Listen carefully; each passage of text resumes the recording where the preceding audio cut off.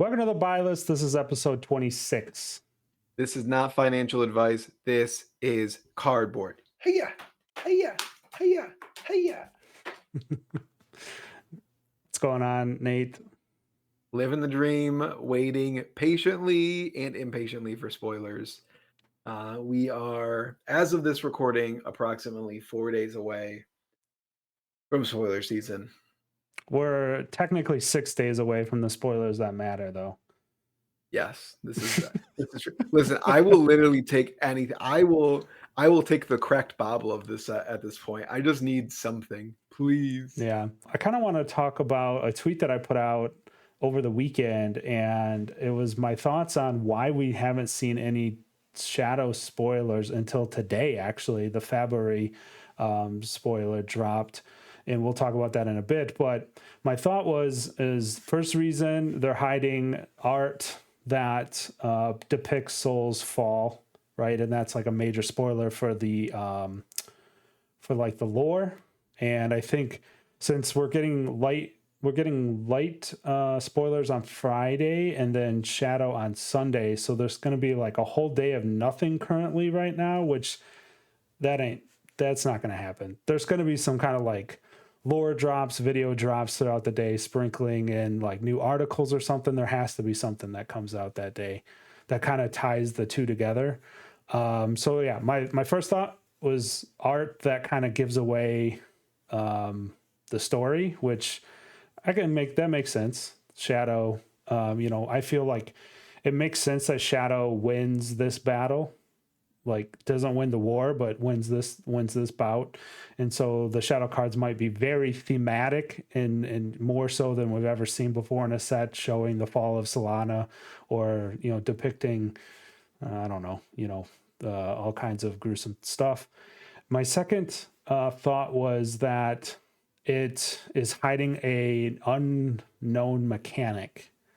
The first thing we've talked about it a bit, Nate, was maybe Vincett's rune gating isn't just rune gating out attacks. Maybe she actually rune gates out demons, and she's like literally the flip side of the coin to a prism, where prisms flip, bringing angels into play. Vincett's bringing in demons. Ted, not even a hot take. I literally said that weeks ago, months ago, probably. Yeah. I'm pretty No, sure I on think this now podcast, you said that. Yeah. literally, we all know I'm an It was oracle, before we saw so Phantom Banshee, though. So then there was Phantom Banshee kind of flew in the face of your prediction. But I mean, why else would they be showing us shadow cards? we all know I'm an oracle, so we all know that she's gonna summon shit with rune chance. So, Yeah, but she um, could be summoning just attacks, right? Like Phantom Banshee. I hope boring. it's demons. I also feel like demons could be too close to what a necromancer would do in this game. My thought on necromancer was always that it would be the flip side, it would be the evil side of an illusionist. Like instead of making shields to protect yourself, you're making zombies, and you're just like you're building up like meat shields, right? So every time a zombie you bring up a zombie, you can just you have to mow down the zombie horde before you can get to the hero. There could be something cool where like when a zombie attacks you, like an Ashwing or a Spectra shield used to, ping you with Luminaris, it like deals the damage, then poisons you or something like that. And you like a blood pox type mechanic. Obviously blood pox is probably too strong for like a 1/1 thing to hit, right? But some kind of poisonous aspect to it would be kind of cool. But yeah, so maybe there's some mechanic that they're hiding for like a grand reveal, something that along that lines, right? Because there has been some speculation too on United We Stand having a flip side, and kind of seems weird to me to have like Chain and Vincett on the flip side. Like Chain's not really in the game anymore. You kind of want to make it, I mean, thematically it makes sense, but yeah. I mean, with the spoiler card we've seen today, I think it might kind of give credence to this, like, they're hiding. I don't think it's a mechanic. I think they might be just like hiding like chain. Or well, Yeah. it says Levia Redeemed, which leads me Yeah. to believe that Well, Levia was so unsalvageable in her Yeah. current state, that they literally were just like, scrap it. We're just gonna redo Levia. Yeah. Um, so Yeah, it's a good it segue into the spoiler card. So this is Diabolic Offering. This is the spoiler that you just mentioned, Nate, from Fabry. Um, yeah, so basically, if you look at the flavor text here, ravening appetites lurk within us all. No one understands us better than you. Levia Redeemed. The key note here is redeemed is also capitalized. So that is a name. That is a name of a hero, which is like I mean, I didn't see a reworked Levia coming in this set, to be honest. It makes sense once I saw it. I was like, yeah, she probably needs help, right? Well, you think like every hero in the game has like a positive text box that gives you some sort of value. Levia's text box literally says, "If you do the thing, you don't explode." Like it's not a great text If box. you keep doing this thing, Yeah, you get to keep playing the game. How lucky of you. exactly. And not only that, but the text box is so detrimental that if it's ever removed, it's like, oh, even if I do the thing, I explode. So like you look at things like humble and like sleep dart and all these things that are like starting to like just blank heroes text Oh yeah, I boxes. forgot Like about that. Like all if Humble Levia gets just wrecks Levi. Oh my yeah, god. basically everything that would remove her text box, which most classes have access to cards that do that, Yeah. wrecks her. So this card is like I think it's pretty, bad as an attack. What I'm interested in is the carry on oops, sorry, pardon my French. Beep. Um, Carry on husk on a stick. Yeah, this is dude. Yeah, you. That's the first thing that I noticed too. I was like, hold on a second. Is there a way to make this thing block for 6 that's not like super detrimental? Right now, Tunic Ebb and Fold is like kind of the best way to do it. Art of War, baby. Set Art this of thing in War as Arsenal. well. Yeah, You you Art of War block from Arsenal +1. I'm on block 7. I use Tunic now because I have 3 Kyrian Husks in my deck yeah, sometimes. yeah, yeah. I mean, you're also talking about the helmet's always there when you need Yeah, it. The Art of War is draw dependent, so it's a little iffy there. But yep. yeah, a card blocking for 6 is like hello. Yeah, you definitely that's going to be interesting if you can if there's another piece of equipment that's free that does an ebb and fold type mechanic. Oh man, you would be running 3 of these all day every day. Yeah, it's definitely quite interesting. And we we kind of buried the lead. We did add a little new feature too to the pod. If you look in your bottom right corner, you will see the box EVs kind of scroll past.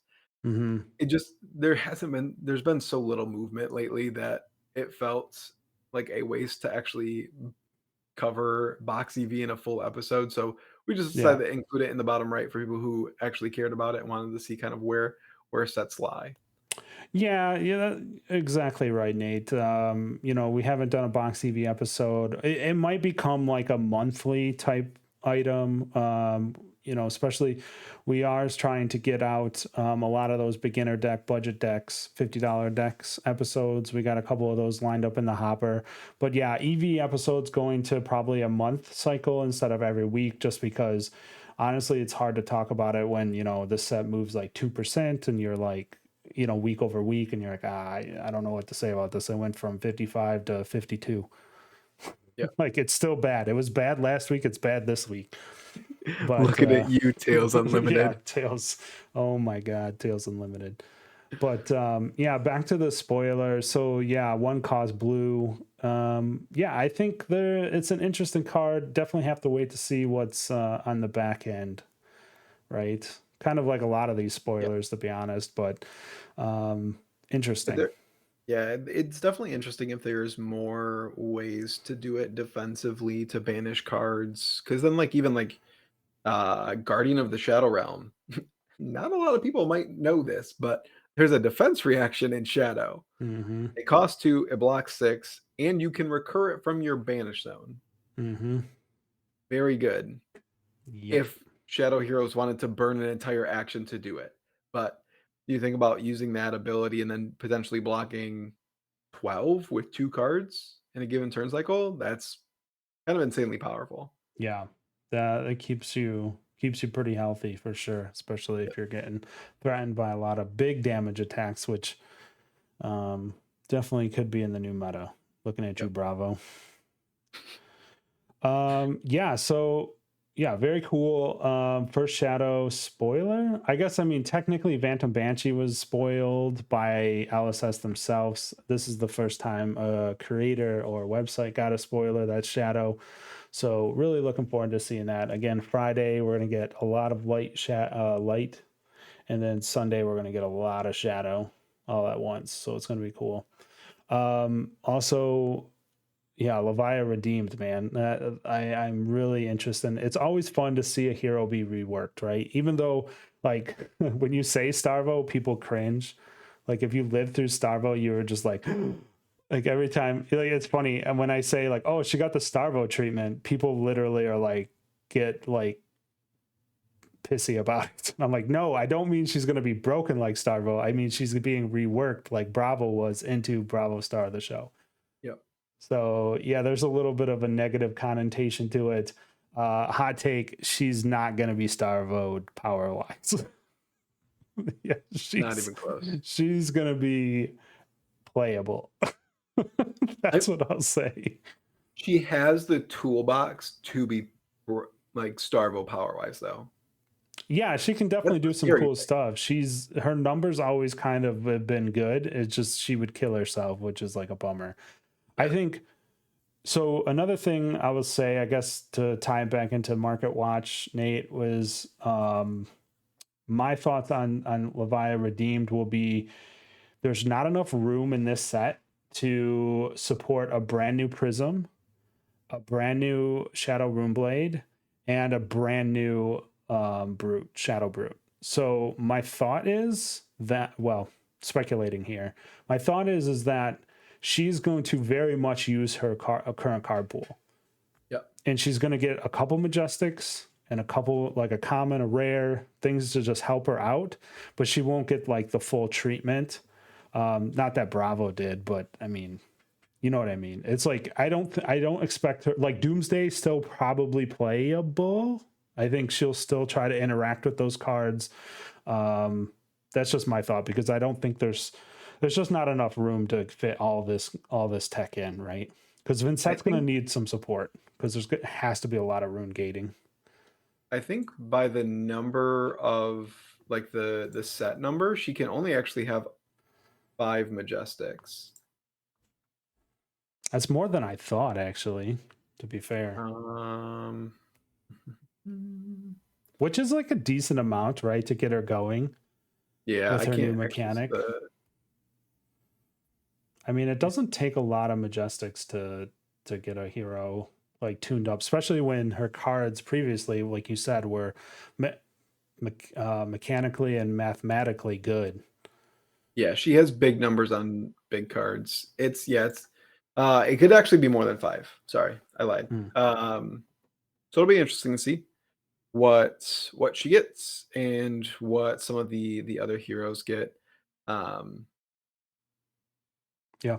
Man, I just can't wait for spoilers. Just give me spoilers. LSS, Yeah. J Dubs, send us a spoiler. I Yes. It probably got lost in the mail. Oh, You know, yeah, yeah. I I got this definitely have not been checking my Gmail like over and over again. I listen, We'll get her next time, Nate. I keep getting these like text message scams about like a package that was undeliverable. And I'm about to fall for it because LSS, I haven't got my spoiler yet. So like I'm gonna get scammed by these people trying to get me to sign up for this package. So Yeah, don't let send me a spoiler and Alex I'll you stop. Alex, you can't let Nate poor little summer child Nate get scammed. No, Sweet summer listen, child. I'm desperate over here. Let All me right. spoil the bobble, please. All right. Um, all right, Nate. Let's jump over to like a new something fun, something new that we're kind of debating over this week. Something to again, like I said, I don't think there's I don't think there's a lot of content in deep diving Majestics right now. Honestly, we've hit them all. Like I went through the list and I was like, Yeah, yeah, we've done that, we've done that, we've done yeah. that. So we came up with Everything a is everything is too cheap right now. That like yeah, we've everything's a looked at buy. basically the EVs of every single set over the last like 90 days is basically just a straight down downward trend, and most cards are a straight downward trend. Yeah, Everything's too cheap. yeah, Go get your playsets now before people realize that yeah. Flesh and Blood is the best game ever invented. Yeah, Lord of the Rings. I think there's a Pokemon set released. Obviously, Dust Till Dawn. There's a lot of factors that are I think are pulling people's money in different spots, hobby money. So yeah, we're kind of just in cruise control at the moment. But Yep. anyways, so we came up with this new little segment, had some fun with it. So calling it Get Skull Clapped. And by what does that mean, Nate? Everyone, maybe not everyone. If you're newer to the game, you might not know what Arknight Skullcap is. Um, it was one of the most expensive pieces of equipment in Flesh and Blood for the longest time, and then LSS printed a card called Crown of Providence. Skullcap went from being a $250 card to a $50 card that people cannot sell Hmm. um, overnight. Basically, the card got lapped immediately as soon as Yeah, this card got printed. yeah, it got clapped So, pretty hard. yeah, it woke up one day and it got clapped. Yeah. So, we wanted to kind of, like, look at, like, what other cards are kind of subject to being lapped or clapped in that respect? Like, Yeah. can LSS just print something that's, like, strictly better or, um, something that basically, like, slowly it shifts away and Erodes. it's Yeah. no longer extremely valuable like it is today? Because that's like that's a real feels bad. You spend $250 on a card, and a month later, something gets printed, and it's like, "Oopsie, that's a $50 card now." Yeah. Yeah. Um, so we got three cards here. I don't know if I agree with you on Spellbound Creepers, but we can start on Crown of Providence. So yeah, Nate, I kind of didn't agree with you on this one at all at first. And then I started thinking about it. And here's my take on this. And you kind of you didn't even tell me why you put it on the list, but I've kind of come around and did some thinking about it. So my thought is that Crown of Providence over time, not we're not saying that like Dust Till Dawn's going to drop these cards to like $50. That's unlikely, okay? Yeah. But I think over time, Crown of Providence will value its price will erode. I think it will always be a good card. Skullcap's still a great card. Let's not we talked about it 2 weeks ago. I think it's a great card for $50. It's amazing for new players. But I think Crown of Providence value is going to erode for this simple fact. LSS as a game company, if you're paying attention, has understood that Arsenal protection or Arsenal hate is super powerful in this game. CNC, we all know what CNC does. $90 and it doesn't move. Like we're talking about prices going down across the board for this like little like exhale leading up to Dust Till Dawn. Guess what still is $92 or $95? CNC does not move, right? Yeah. So I think Arsenal hate will become increasingly more rare and or like I guess straight Arsenal hate, like destroy that card in your arsenal. A good example of this, Nate, would be Wreak Havoc. Very conditional, Yeah. and it doesn't even destroy the card unless it's a specific card, right? So I think we'll start to see more and more cards like that, and less cards like CNC. And as we start to see that happen, as we start to see meta shift, I think Crown of Providence could kind of fall out of favor. And this all depends on LSS printing helmets, maybe class specific helmets, maybe not generic specifically, but class specific helmets that you have to run, and that will kind of pull down the price point of Crown of Providence. Is my take on that. Yeah, I agree. I think the crown will slowly erode just because of that diversity of selection, right? Like we have Mm, Crown of Dominion now, which is yep. I mean, you look at like the King Viserai deck, and it's Um, I mean, it's basically built to only run Crown and Dominion. Yeah. You look at cards or classes that are very locked into their headpiece, Rangers, Ninjas, where they're not running Crowd of Providence because their headpiece is so critical to what they want to enact as a game plan. So you see that with new heroes being released, it generic block is not going to be nearly as good potentially as like block plus effect that I want out of my deck. Hmm. So that's why like I put it on there is that this is something that I think could erode over time, definitely, as we see more and more cards get released in the head slot. Yeah, Dominion's a great pull. That's a good pull. Dominion is already kind of pulling at Crown of Providence because King Viserai does have Crown of Providence in the sideboard, but like most of the meta right now, you try to just beat Yep. people with cash ins, right? So Yep. that's a great pull. Jumping over to the second card here, Phantasmal Footsteps. This one was a little bit more obvious to me. Yeah. This one, eh, again, it's what does the class want? Dromai was running footsteps for the longest time. Hmm. I don't think there's a Dromai build anymore that runs footsteps. Hmm. Um, and I think that because of how the decks want to play and they're adapting and they're getting these new the diversity of choices is again what's kind of like pushing footsteps is still incredibly valuable, but I can see like if they release a foot piece that maybe gives angels go again or something like that because Yeah. that's I mean, right now with how Prism appears to be, that's kind of probably going to be what she wants to be doing is more angel based stuff than herald based stuff. So It's been uh, a mixed bag though, to be honest, because we've got some Herald, like that Herald Lightning Press, right? So it seems like they might be setting her up to maybe do both. But yeah, I'm not trying to like rain on your parade here, Nate, because I do have a point. Is that even though I think the new Herald build might be too expensive to run footsteps. Like all the cards seem very expensive. You know, the new weapon's expensive, so it's like, do you have another dollar laying around? You might not, right? You just might not be able to go as wide every yeah. turn as you used to.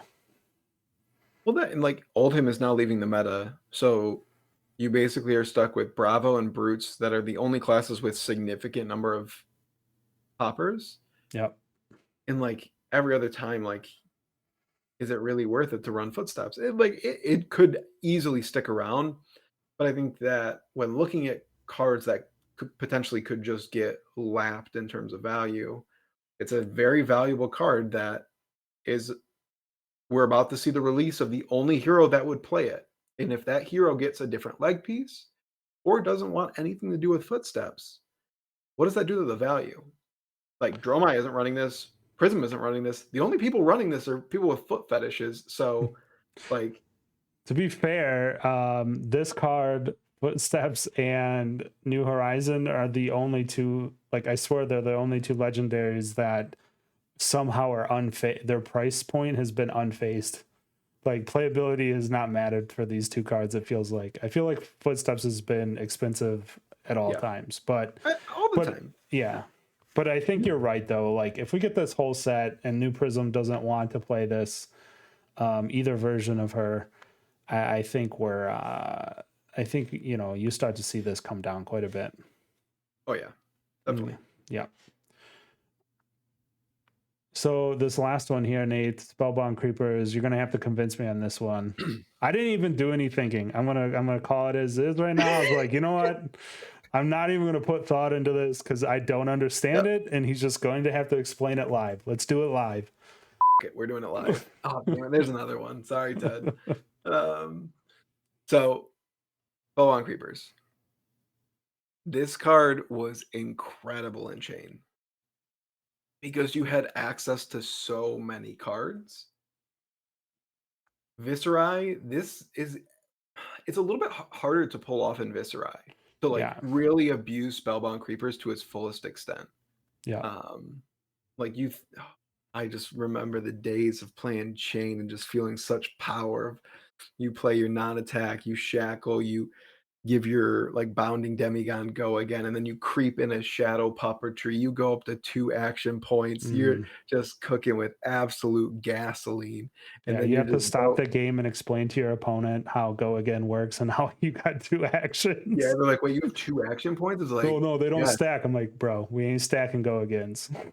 Don't worry, I will use all of them, and I will Yeah, use them to their fullest extent. yeah. Um, and you kinda see it in, like, Viscerai sometimes, even when they, like, play, like, Rattlebones, they're just like, "You have 2 action points." It's like, I actually can't use all of these because I don't have enough cards in my hand. Yeah, yeah, yeah. Um, so, I think that Briar basically doesn't run this card at all. Viscerai Yeah. this is a staple for Viscerai because it's one, it at least says like block one on it. It's a little Mhm. harder to pull off. And now we have Vincent, who is going to be burning one card out of their hand every single turn. Possibly, I yeah. not possibly. It's on her hero text box. She has to. She She's doesn't got to have yeet. to. Yeah, she does. It's a must. At the start of her turn, she has to yeet a card from her hand into the banish zone. Hmm. It is not Okay. conditional. Oh boy. Okay She's then. at the start of her turn. She's yeeting something in there, whether she I likes don't it or not. I don't like that. Yeah. I don't like the So, sound of that. so you talk about a card that it gets incrementally, this card gets better and better the more cards you have in your hand, and you talk Mhm. about someone who every turn removes a card from their hand while Yeah. they might still have access to it. I don't there could be a boot that is printed that might fit better with both Viscerai and Vincent, depending on what it is, like, but it is hard to beat Iron Rot boot Can with we a great text box. can we it's like can we put up the meme of the guy whacking a dead horse? Like Tales of Aria EV is already dead. Stop. Don't you're beating it to just stop. Yeah, It had a family. it had a family. Yeah, Spellbound Creepers is literally like holding this up by itself, and yeah, and New Horizons at the moment. Yep, But yep. yeah, no, that's a very good point, actually, Nate. You know, if you, yeah, I played very few reps of Viscerai, but you're right, right? It's a lot of the times, and you know, Iron Rot boot. yeah, I'm sure there's times that I missed when I should have been activating it. No doubt, because I used to miss them in chain too when I was playing that, right? When it first came out, it was like, oh yeah, because it's not obvious all the time. But Yeah. yeah, if she's running on like 2 card hands and just like rune gating in an attack, blocking with something else, and then like creating some rune chance and then going next or something, like kind of more of a control mid range hero, pretty tough. One block is, like you said, still good and sweet text, but yeah, might not be the go to anymore. Yeah, It's had its run, right? I mean, Spellbound Creepers have had its run, so just give me chain back. Let me feel something again. Come on, Doom let White. me feel Do something it. again. Yeah, yeah, pretty much. You just sent me into a Vietnam flashback of good times. Oh Guess it's man, not a Shadow Vietnam flashback. Puppetry. Yeah, Yep. love that What a card. card. So yeah, I think you know these. I'll be interested to see the comments on this section. These are some pretty, yeah. There's some not hot takes, but I think it's interesting to hear or to think about these things, right? Because I think Yeah. there's valid points for all three of these cards to kind of fade away. But you know, as soon as Chain comes back in 2025 or 2024, leading into the third act, you better believe Spellbound Creeper is coming back.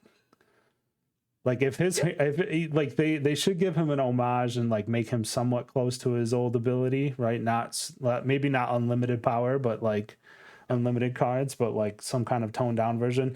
He's gonna play these cards, or Tone he's him gonna, up. yeah, tone them up. Yeah, Let him go to the gym and get jacked. yeah, yeah. Um, I think oh, shit. I think it's an interesting discussion. So I'd love to hear like what people like what other cards people think might get like lapped in the future. I think that it's difficult for any card that goes in a deck to get like lapped per se. Yeah. Um, because it can still go in the deck, and that whatever would hypothetically lap it is probably also going in the deck if it's good enough, right? So Yeah. I think they always kind of have to be pieces of equipment. Um, I think, yeah, like we talked about this, and I think for the fourth card on this list was I put out the suggestion of Command and Conquer. yeah, And I think you're right. It's much harder to lap or clap Command and Conquer out of existence. But I think they still have the ability to kind of knock it down a peg.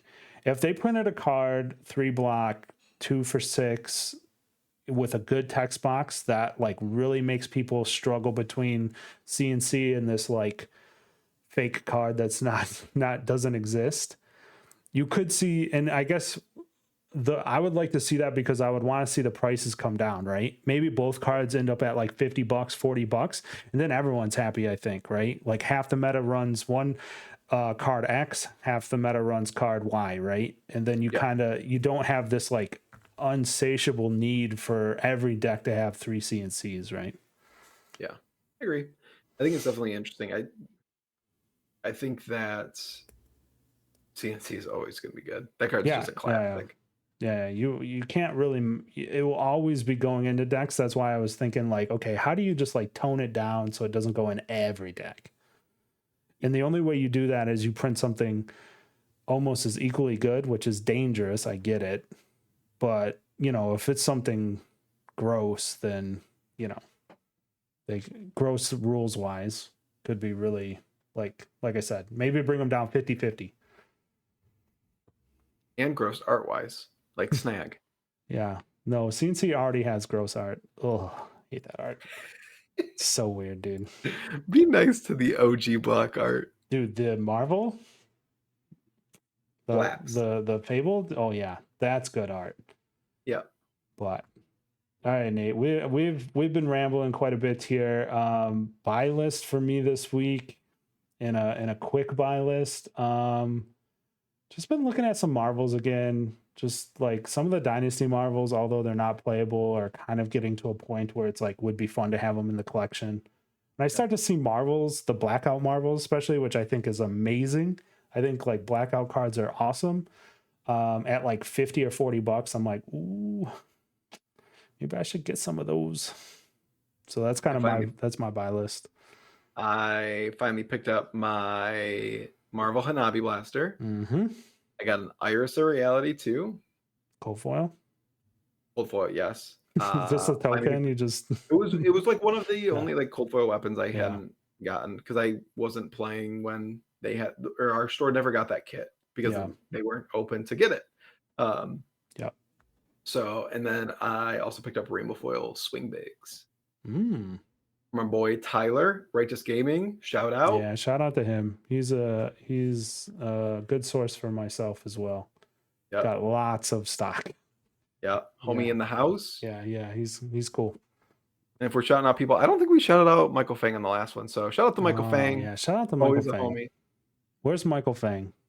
Always a homie. We should do something with him soon. Yes, that would be pretty sweet. We'll have to reach out to him. Yeah. But His people. yeah, reach out to his people. Our people get with his people. I'm But texting my agent right now. yeah, perfect. All right, Nate. I think that's gonna do it. Yeah, sounds good. Like, subscribe, hit the bell and the notification button, cover your children's ears while I'm cussing, and have a great week, everybody. Peace. Peace.